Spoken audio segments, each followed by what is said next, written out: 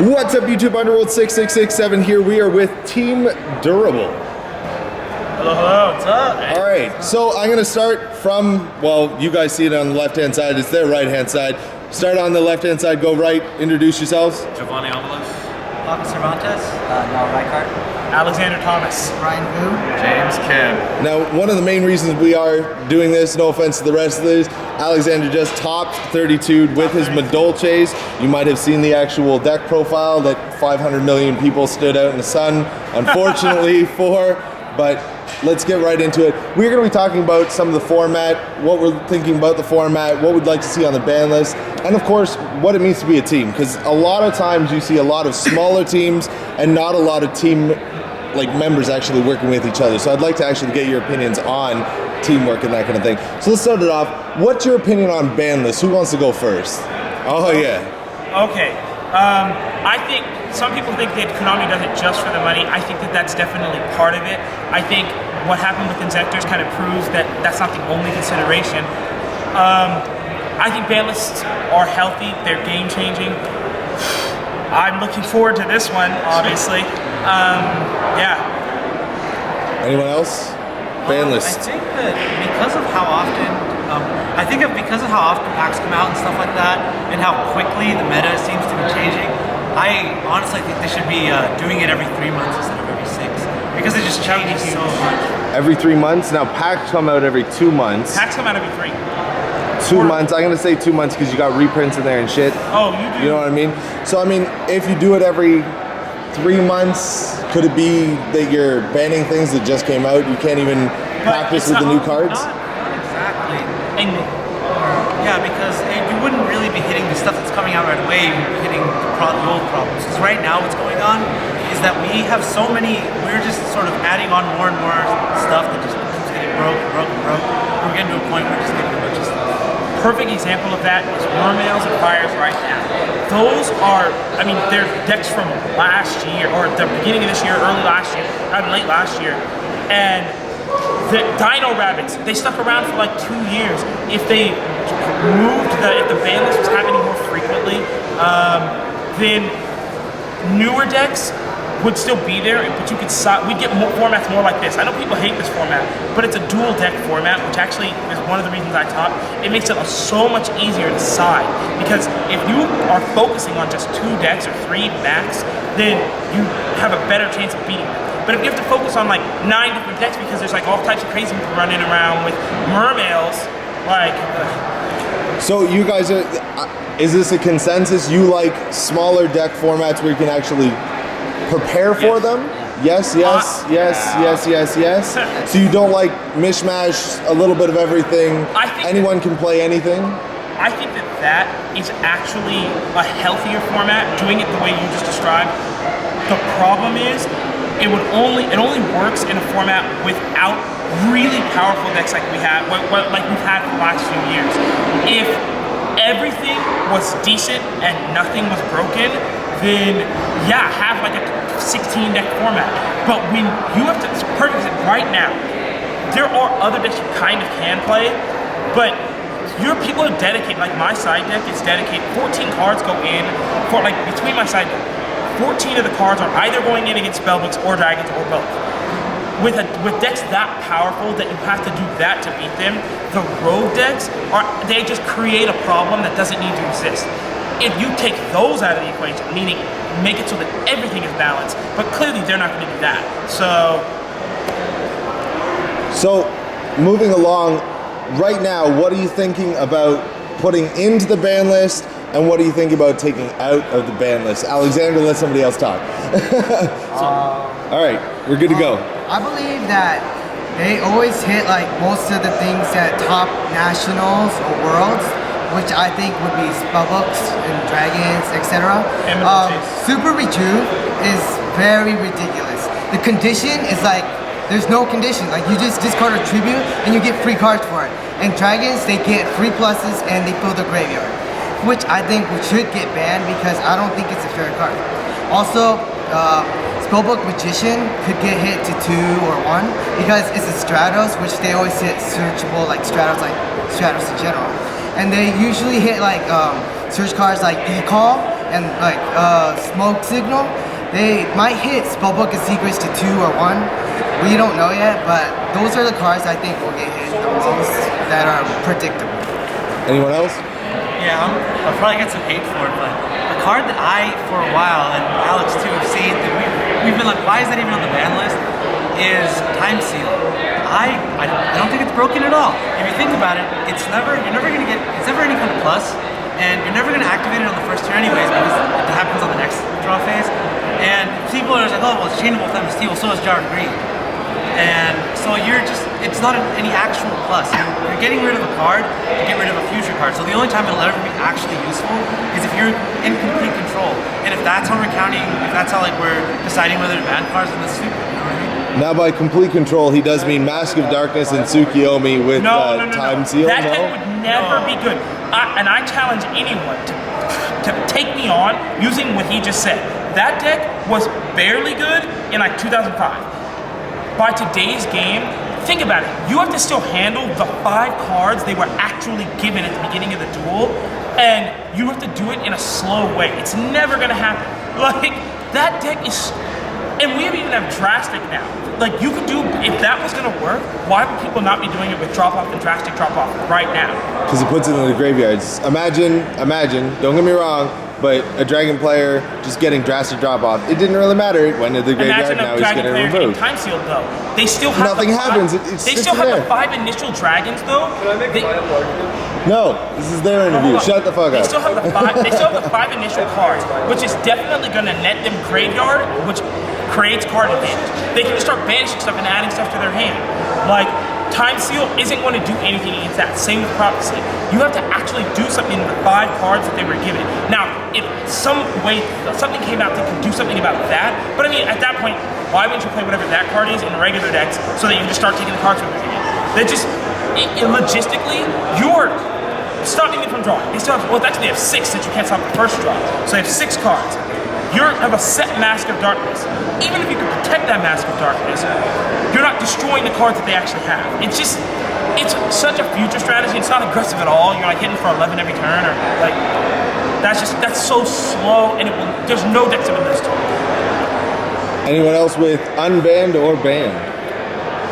Unbanned is always, there's like 10 cards on the list that need to get unbanned. They're gonna, like, that's just gonna happen over time. As for banned, Monster Reborn. That card does absolutely nothing for the game. It's 100% unhealthy. I can't believe it's been legal for as long as it has.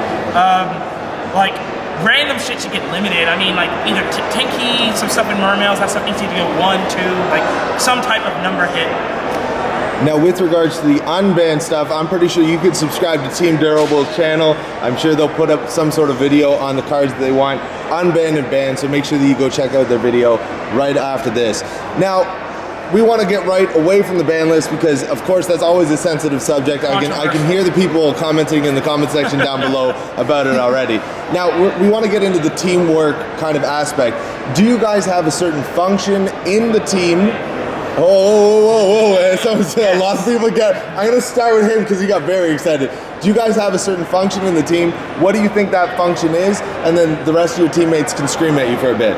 Right, so like within our team, we play like a certain role. So like as me and my friend over here, Giovanni Avalos, we're like trade hunters. Like at regionals, we're hunting out every people, finding good trades, picking up stuff, selling, buying, cheaps. No, like that's what we do. Then we got Brian and Alex here. These 2 guys are probably the best players on our team. So when we're going to regionals, they're topping for us. They're trying to win mats for us, you know, and they're trying to like, you know, they're doing, and Papa here too. Well, like, that's kind of dry because you just got fully like disregard. All right, we're good. And we finally got Noah here. So he doesn't tag along at like major events all the time with us, but he will go to regionals with us. But he represents locals, so like he'll go there and buy, like he'll enter, he'll take first and second, buying, like getting 5, 6 packs, like, you know, depending how many people are in the, like, you know, tournament. So he'll get us like free packs, you know, might pull us something good, like, you know, anything from him going to locals is always gonna help us. He'll get us free sleeves, free packs, anything.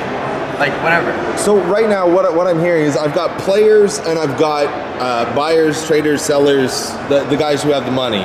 Now, who would be said to have the most knowledge as far as dueling? All right, never mind. All right, okay. I guess we can stop that question right there because I'm pretty sure we've already figured out exactly why.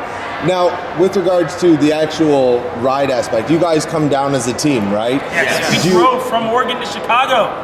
How long? 30 hours. 30 hours. Are you serious? Yeah. And I'm bitching about an 8-hour drive. All right. So you drove 30 hours to come down to Nationals to watch Alex top. And how does it make you guys feel? Do you feel that your mission is sort of accomplished? Is this just a stepping stone where you're just going to have to show everyone what you're made of next time? Yeah, I mean, I personally think it's a giant step because Alex, I mean, he's gotten the 2 regional tops. And if you look at those comments, it's hate left, hate right, hate below. And I think a Nats top might end up the same way. It might also get some of them to be like, oh, okay, he's doing something with the deck. So having us come down, watching him top 32 with it, that feels amazing. Like watching him do anything with Madolche is amazing because that deck is so far below the radar that having it beat the top decks is a tons of fun to watch. Now, are all of you guys playing something completely different, or are you playing meta and Alex is the only cool kid? Well, I think all of us are playing different decks actually. What are you playing? Oh, okay. No, like different from each other, different Oh, yes. tech, style, all that kind of stuff. What are you playing, and what is your play style? I play Inzectors. I'm like the most balls deep aggressive player you ever meet. I'll just go kill you if I have the chance. So he will rape you in the ass in a dark alley. All right.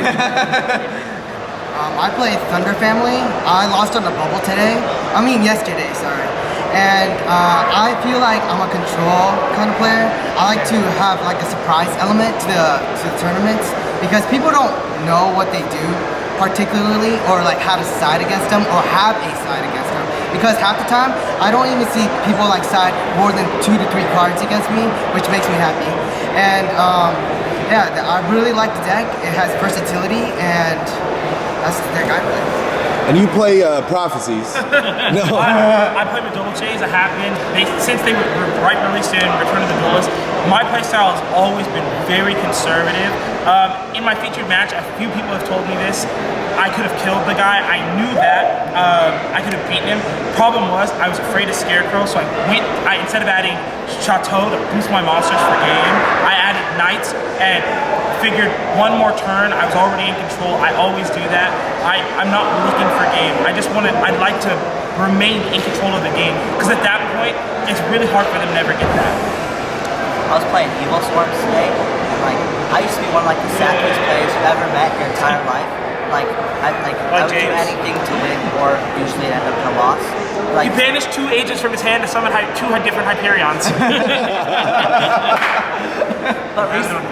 But recently I've been trying to really dig deep down, try and control, and I played Evil Swarm because I feel like they have an equal matchup, decent against both decks, Eradicator here and Ophion there.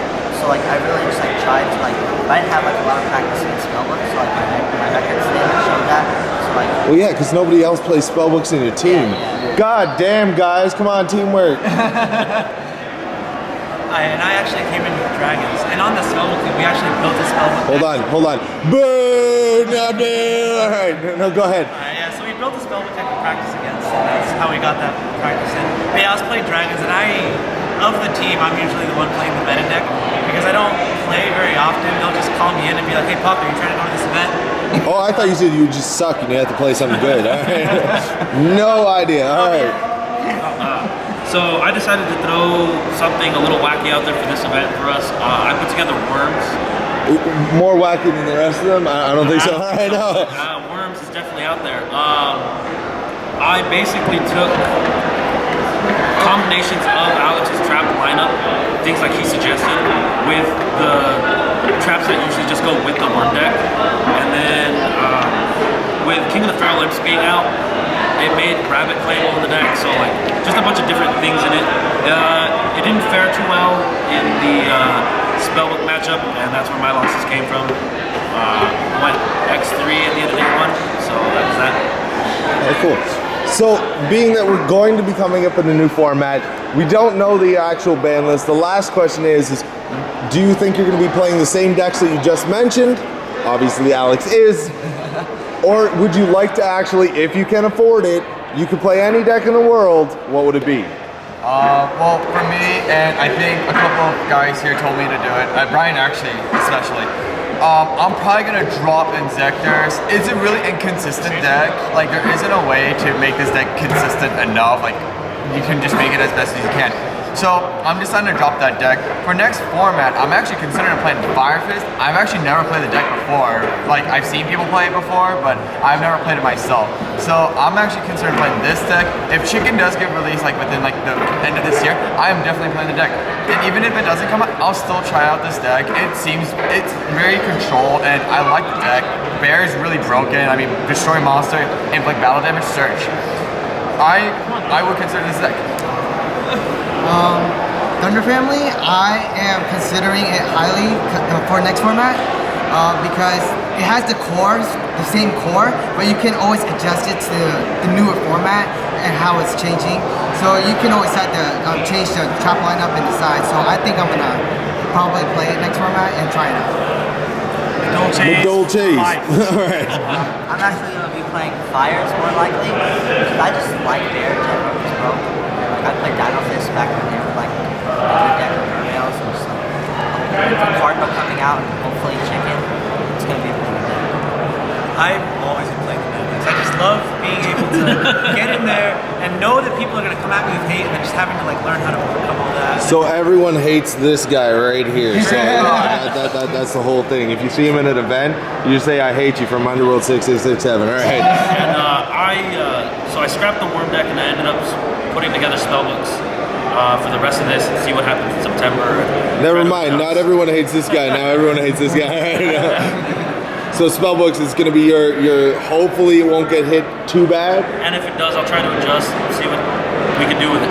See what you can actually play spellbooks after it gets hit. Yeah. Perfect. Now, is there anything else you want to say? Say hi to your moms and anything? All right, no? All right. So make sure you go subscribe to all TeamDurable. They've got tons of different videos that they're going to be posting up, talking about Alex, I'm sure. And of course, being part of a team and showing what can happen as you progress in an actual team environment. Thank you guys very much for doing this interview. If you guys want to, of course, check out their actual deck profile, they do have the deck profile of Alex's on their channel, so make sure you go to their channel and fuck everybody else. Thanks, guys. Thanks.